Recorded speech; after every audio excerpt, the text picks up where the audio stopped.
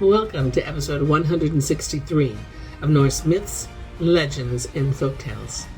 My name is MyLinda Butterworth, and today we hear a tale about 5 childless women who hatched a giant goose egg that held an enormous child who grew to be a good worker and a smart man who one day rumbled with the devil and Rumble-Mumble Goose-Egg. Once, 5 women were reaping in a field. Each of them was childless and wanted a child of her own. Suddenly, they came upon a giant goose egg. It was as big as a man's head. "I saw it first," one said. "I saw it just as soon," yelled another. "What? I have it. I was the one that first set eyes on it," snarled a third. They went on quarreling over the egg and were quite ready to tear each other's hair, but as long last they agreed to keep it, all 5 of them, and sit on it like a goose does, to hatch out the gosling. The first of them sat for a week like a broody goose and had an easy time of it. She didn't have to work while the others toiled to feed themselves and her. Then one of them cursed her for being lazy in a goose's way. "You couldn't twitter till you'd sit on the egg a while yourself," said the one who was brooding. "But in this egg there's something human, I tell you. It seems to be mumbling, herring and gruel and porridge and milk, over and over again. Now you can sit on it for a week and the rest of us can feed you in turns." After the 5th woman had been sitting there brooding for a week, she could hear beyond doubt that there was a curious creature inside the egg. It went on shouting for herring and gruel and porridge and milk, so she picked a hole in the eggshell. There burst forth a human child with a big head and a little body. The infant was as ugly as could be, not anything like a gosling. His first cry was, "Herring and gruel and porridge and milk." They agreed to call him Rumble-Mumble Goose-Egg. He was such an ugly fellow from the start. They all became fond of him. In a very short time he became so hungry that he ate all their food. Again and again, when they made porridge and gruel, enough for the 6 of them, the newcomer gulped down all of it. That's why they didn't want to keep him any longer. They said, "That blasted imp." Rumble-Mumble Goose-Egg overheard their complaints and at once got ready to leave. If they could do without him, he could do without them, he said, and off he went. He walked far and asked for service on a farm in the pretty country.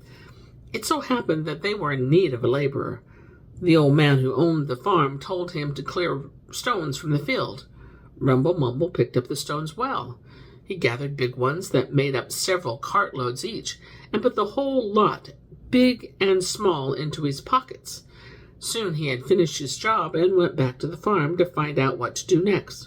"Clear away the stones from the field," said the farmer.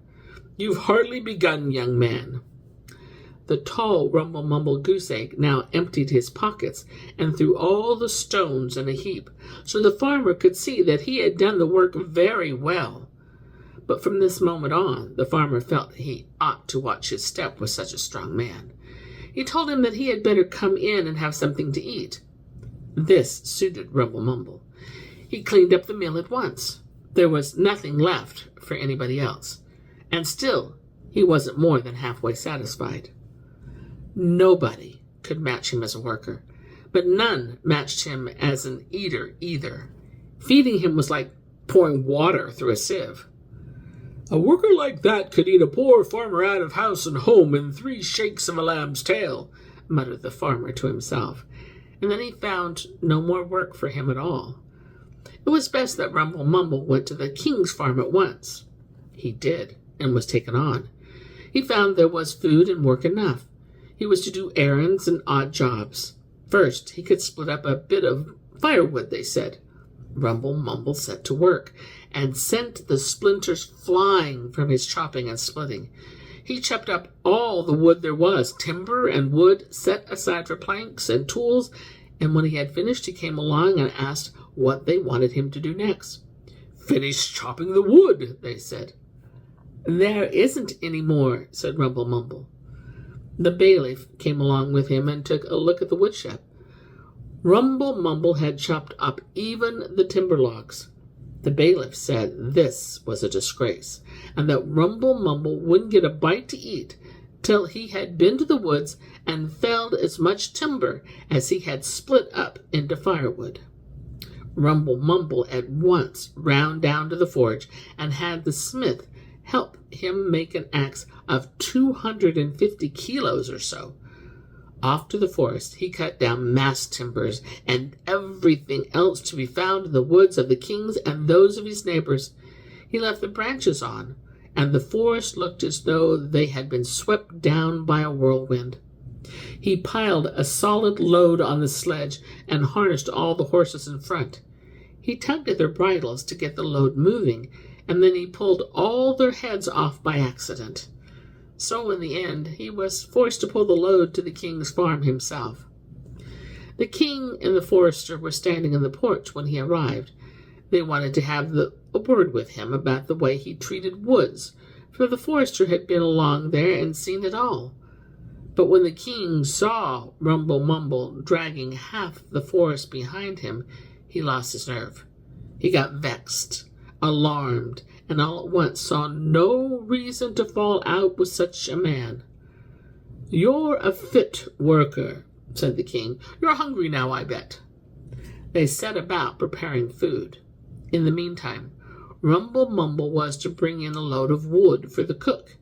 He stacked the whole wood pile on a sledge and wanted to pull it through the door.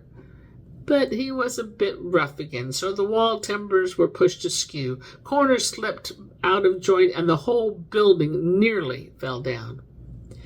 At the same time, while this was happening, they could manage to make 12 hubs of meal to a portion of porridge for Rumble-Mumble, and much less for the other men around.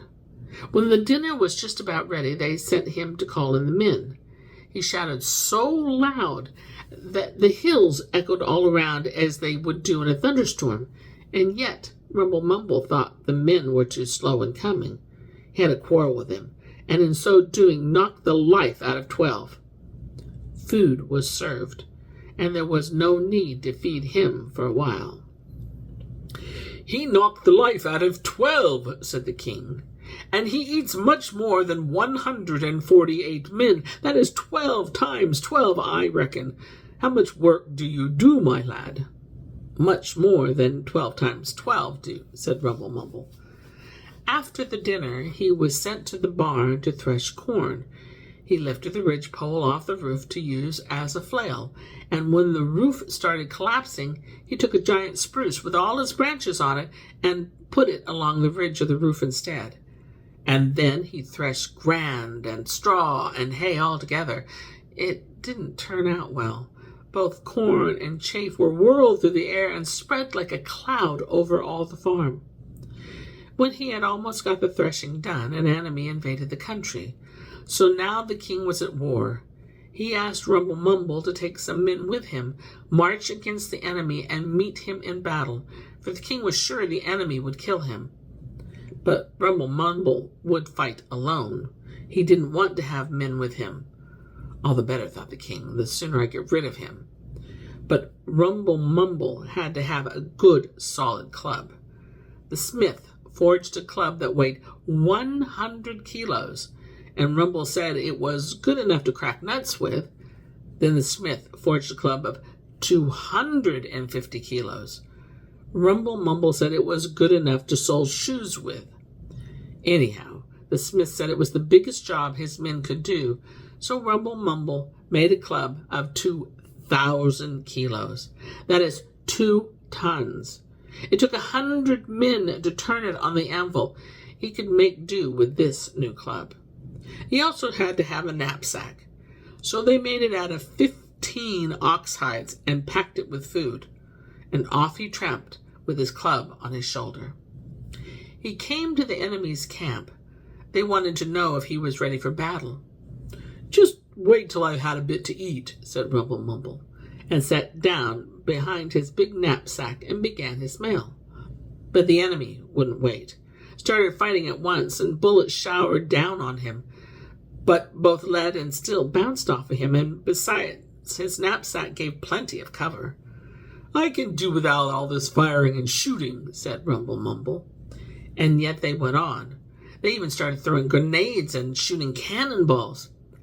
"There's no need to tickle me," he said each time one touched him. Then he got a grenade stuck in his throat. "Oh," he said, and spat it out. Next there came a chain shot that cut through his butter box. Another chain shot carried off a sandwich he was holding in his hand. "That does it," he muttered. Angrily, he jumped up, seized his big club, and drummed it on the ground. He asked them if they meant to keep on blowing the bread out of his mouth with their pea shooters.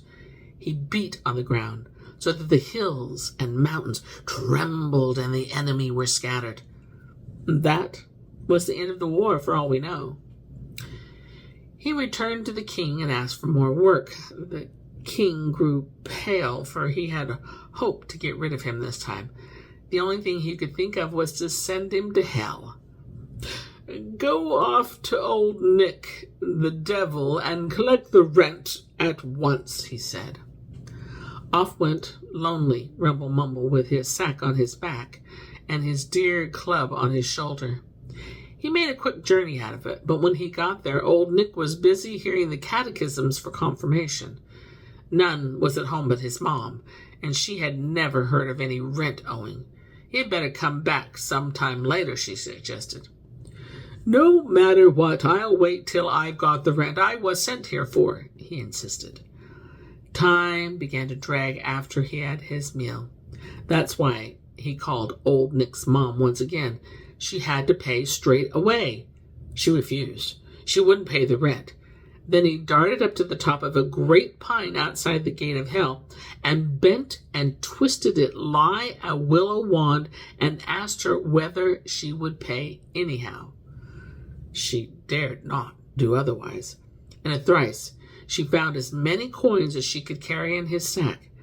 He set off towards the king's farm.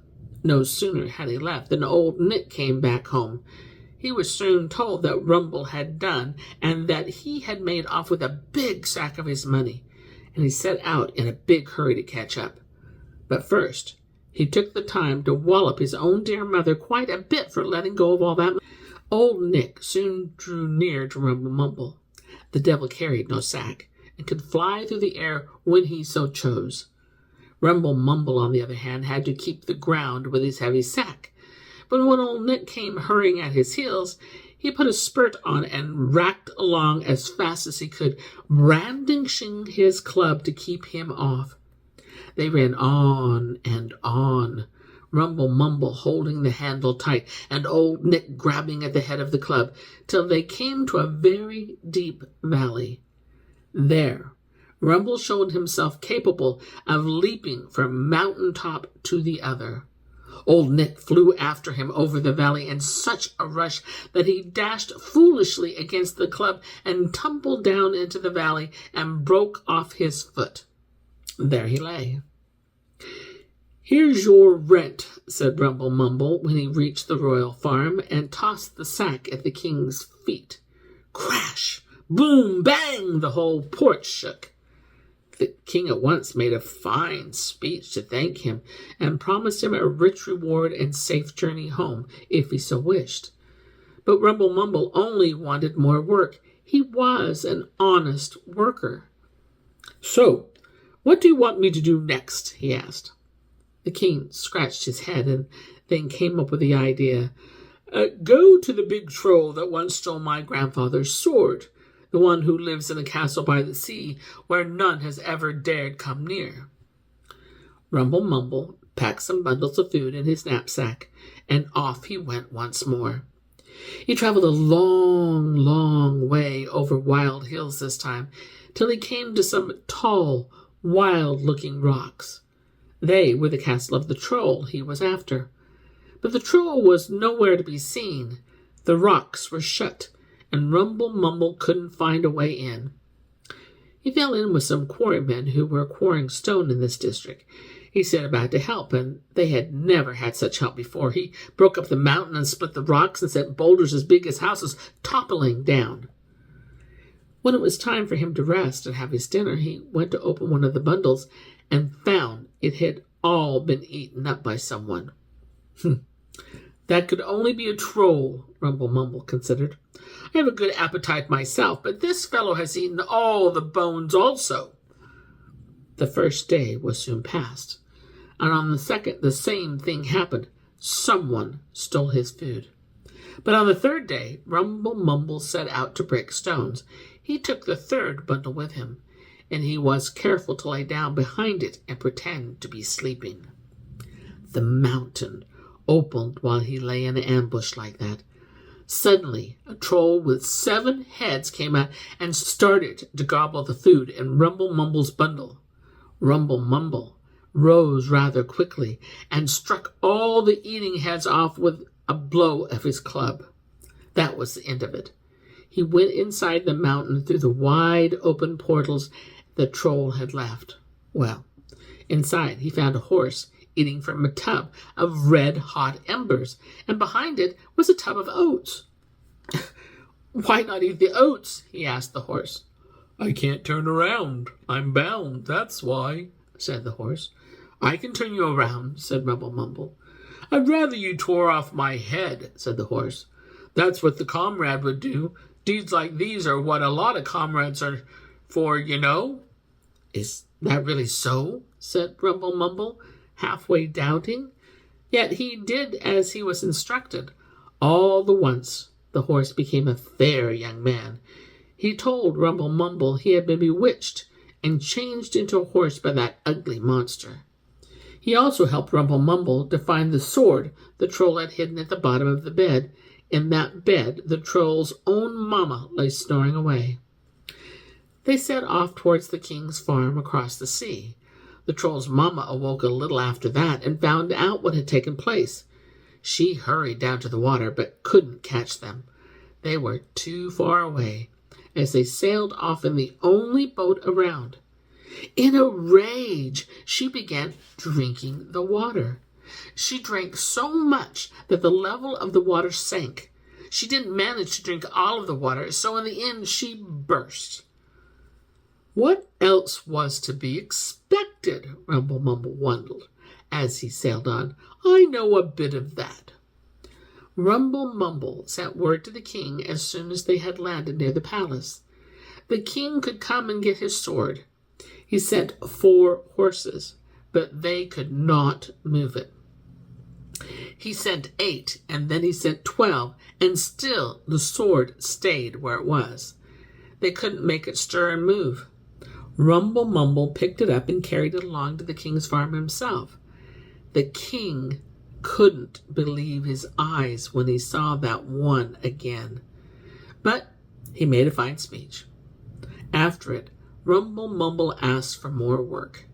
He was told to go to an enchanted castle where none dared stay. He was to make his home there till he had built a bridge over the sound nearby so that people could get across. The king would reward him well, he said. He would even give Rumble-Mumble his own daughter for it. That looked promising. So Rumble-Mumble agreed to the bargain, although none had ever come back from that enchanted castle alive. The king was quite certain that this time he had got rid of him. Rumble-Mumble set off. Along with his food, he took with him a good hard stump of pine, a small axe, a wedge, and some kindling wood, and little else from the king's farm. He reached the sound. The river was full of ice, but the feet of Rumble-Mumble were firm enough for wading there anyway, so he crossed safely to the other side. He got into the castle at once. Rumble-Mumble warmed himself by the fire and had his supper. He felt ready for a night's sleep, but all of a sudden he heard a terrible din. The whole castle was being turned upside down. All he could see was a gaping jaw as big as the doorway. It was the devil in one of his guises. He and Rumble-Mumble started to play cards because it mattered to the devil. He needed to win back some money Rumble-Mumble had got out of his mom. Yet, can you guess who was the winning one? It so happened that Rumble had much luck. He kept winning for it. He won all the ready cash at first, and all the gold and silver in the spellbound castle later. It was then that the fire went out.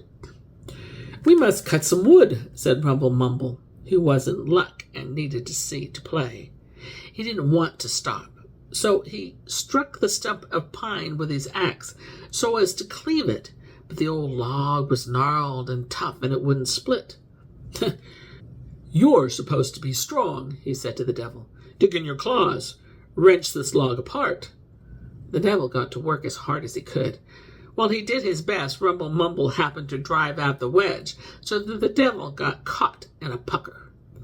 Rumble-Mumble understood at once. He had an excellent opportunity to try at the head of his axe on the back of the devil and have time of his life.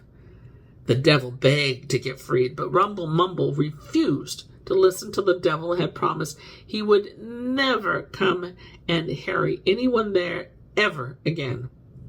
He also took an oath that he would build the bridge over the Sound so that the people could cross it safely, summer as winter.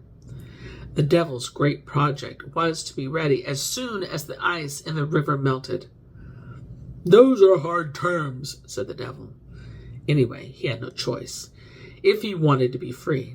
In the end, he wanted no other bargain, no more deals, and Rumble-Mumble agreed at last. The devil was set free and sped off away towards hell. It happened to be his only home. Rumble-Mumble went to bed to sleep, and was still asleep rather late the next day, as the king came along to see if he lay torn to pieces. Instead, he saw gold and silver enough to wade in. Sacks of the stuff lay heaped along the walls, and in the bed, Rumble-Mumble lay snoring. "Heaven help me and my daughter," said the king, readily seeing his mistake. Rumble-Mumble was alive and kicking. A wonderful job had he done.